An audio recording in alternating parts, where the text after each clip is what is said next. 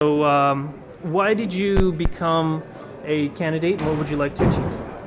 Well, I was actually asked to run for the Stop the New Sex Ed Agenda party in our riding. And for me, that was an exciting and is an exciting opportunity because I have spent many years trying to protect children, and especially in the area of sexual abuse and trauma care. So I have a lot of information, and then my whole research has been on gender and sexuality, and the last few years, particularly on the transgender phenomenon and how it has become a social contagion and has infiltrated into our education systems, as Kathleen will win. And so that particular radical education, radical sex ed, kind of slipped in without parents knowing.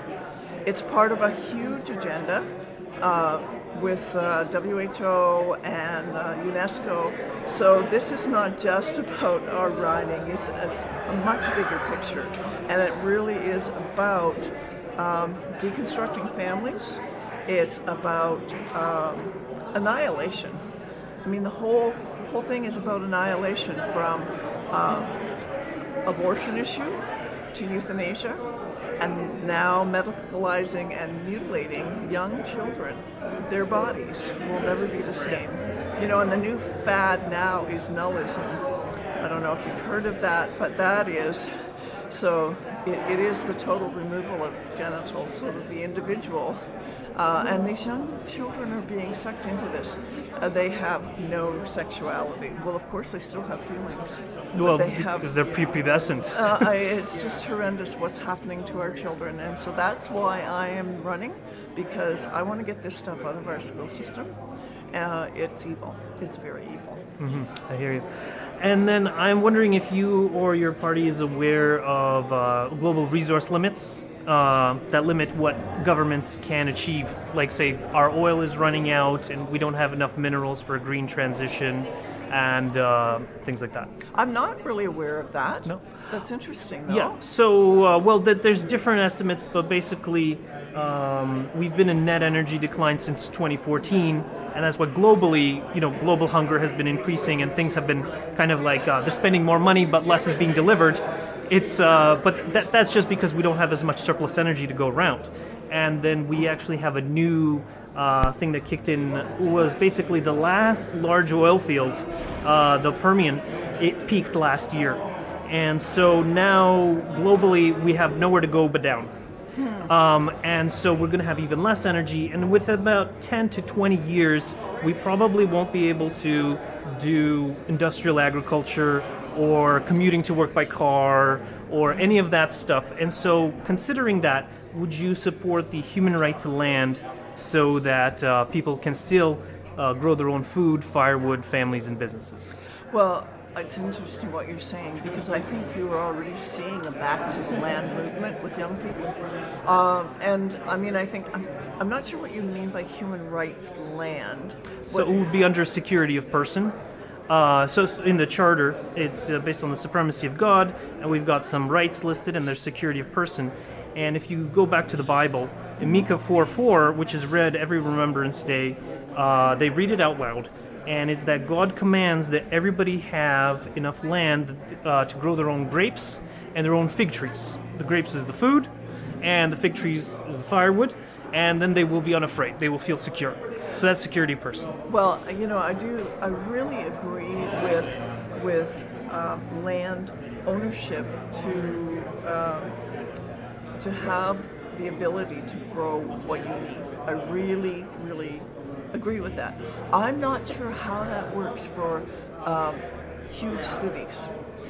I'm not sure how it works for people in apartments, except that I would still say that at some level, every person could be growing something.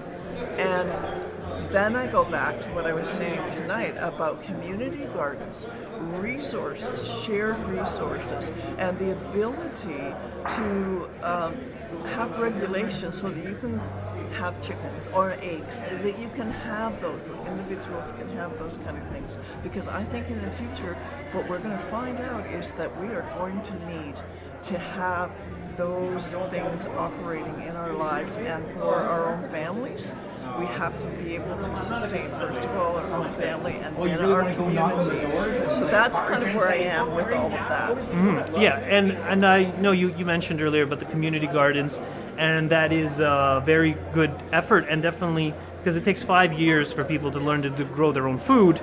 So it may not be appropriate for everybody to immediately go on their own plot of land. First, learn how to grow something, and then once you're kind of good at a little bit, then you can expand. And go to the people who are already doing it and learn. You know, that's what we need to encourage. Skills and trade, those kind of learning abilities. We can all learn something. And that's when I go back to saying, you know, let's go back to teaching home ec in the schools. Although, will that ever happen the way our school system is right now? No. I mean, to me, it almost needs to collapse and be rebuilt. So, yeah, basically, with the net energy decline, in order to support healthcare, you need to have a net energy or energy return on investment of 14, industrial education. And then for healthcare, you need 12. And so we seem to be kind of below those now because we're no longer able to provide adequate healthcare because we just don't have the energy. Not for industrial healthcare. You know, alternative healthcare practices like you were mentioning with the AIs and where people are learning to diagnose themselves and like the spiritual causes, we always have room for that kind of healthcare. But then, so that's why the education system. But you know, once it gets under 7, then we won't be able to supply people with food. However, in terms of the human right to land, you mentioned something about 40% of land, private land, being owned by investors. Yes, and that's atrocious. And a lot of them are foreign investors, and we need to really reduce that and stop that kind of land amalgamation. You said something earlier, though, about healthcare, and something I wanted to pick up on that I think is really important is that so many chronic diseases and so many health issues are actually based in the psychological. And we have focused always on the pharmaceutical. And now we have people, and especially mental health issues, people who are taking, I had one client who was on 19 different prescriptions. She'd been diagnosed from everything from depression and bipolar and on to schizophrenia. And, you know, I look back and think, I just was like, each of these medications, they're all fighting against each other and driving her crazy, literally. So within 6 months of providing trauma care to this individual, she was down to 6 medications. Her psychiatrist said, I don't know what you're doing. She says, well, I'm seeing a new therapist. He said, keep doing it. She got down to 1 medication. That's success. And you see, we aren't seeing success in our hospital and our medicalized climate because we treat the wrong things. And if we could treat the underlying issues, which we need to be doing, and so many of them are psychological, and our people are feeling hopeless, young people, hopelessness. You know what? You throw out God, and this is what you get. Yeah. And so we have a lot of things that we need to be returning to, I think, in order to have happy, healthy environments. Right.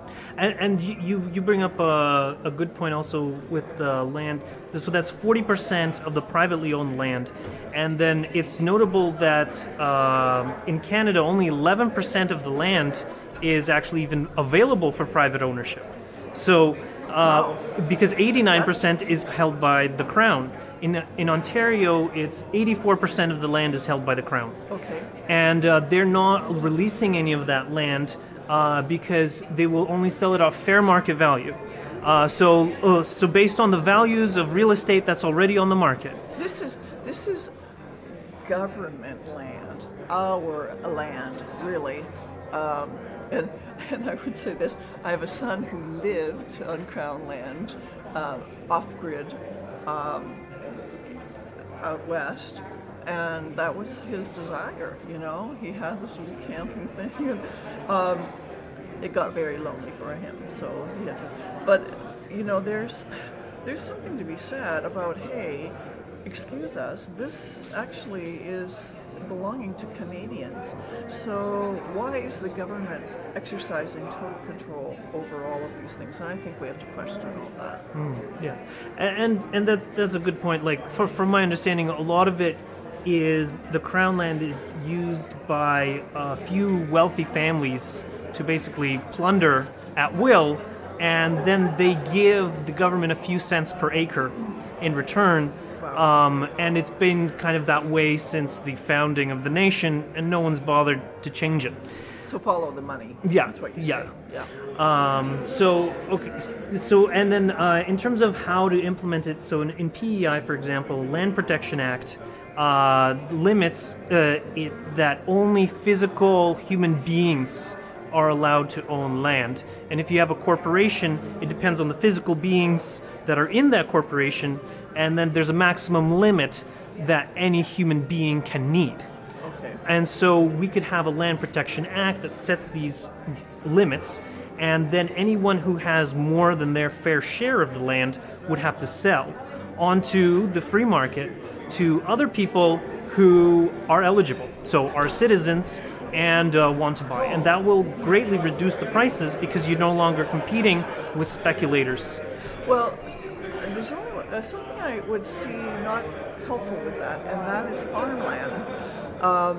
Because we desperately need farmland and farmers who are gifted and knowledgeable of really, really producing high-level crops for our community, but also for Canada. So that would be my only question.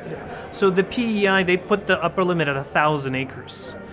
So for most farms, that's Yes. more than enough. Yes, yes. And then, what do you call it? The idea is kind of to help people transition. So we might start at 1,000 acres and then gradually reduce it as we have more farmers, more people that are able to farm that additional land and produce using like permaculture methods, like with food forests, so that it's sustainable and we're building the soil instead of depleting the soil, especially considering that we're running out of fuel to do the industrial agriculture.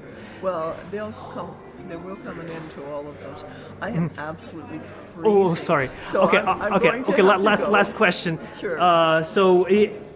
Just to reiterate for the people on Facebook that you support people who were fired over the mandates to come back to work. Absolutely. Absolutely. That was absolutely ludicrous. The mandates were that was all about power and control. It was not about help. Yes, get them back, get them to work immediately. And closing remarks? Oh, I just thank you for this opportunity. It's Okay. great. Yeah, you're welcome.